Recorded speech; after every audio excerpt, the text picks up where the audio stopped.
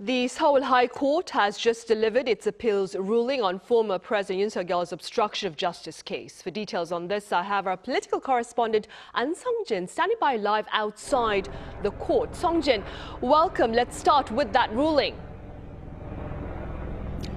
Right, Sunny. First of all, we are nearby the Seoul High Court as close as we can. We couldn't go any closer due to large rallies of supporters and police clashes by the main entrance. Now, I've been out here since the appellate ruling for former President Yoon Suk Yeol began at 3 p.m. And what we've been seeing is that though the security measures have actually loosened, we still see vehicle blockades positioned by each of the entrances. A special appellate panel by the Seoul High Court dedicated to insurrection-related cases sentenced Yoon to 7 years for obstructing his own arrest and related charges. This is more than the first ruling, which was 5 years, but less than what the prosecutors had appealed for, which was 10 years. The verdict was handed down at around 4 p.m.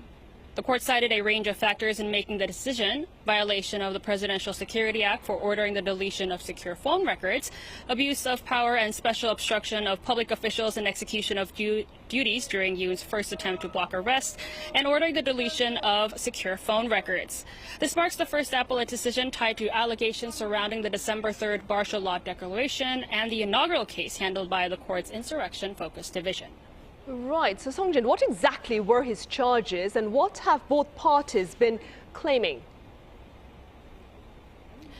Right. Former President Yoon Suk Yeol faced multiple charges, including allegedly mobilizing the Presidential Security Service to obstruct an execution of an arrest warrant by the Corruption Investigation Office of high-ranking officials.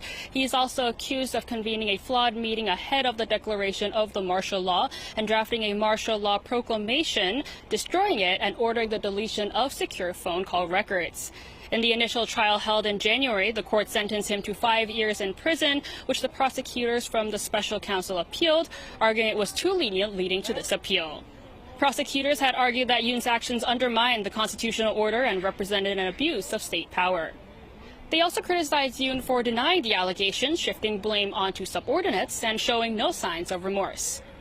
Yoon's defense team continued to maintain the position that the Corruption Investigation Office for high-ranking officials lacked jurisdiction to investigate charges of insurrection.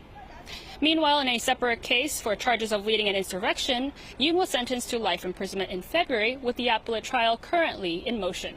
That's all I have for you now. Back to you. All right, Sung-jin, thank you for that coverage. That was our Ahn Sung-jin live at the Seoul High Court.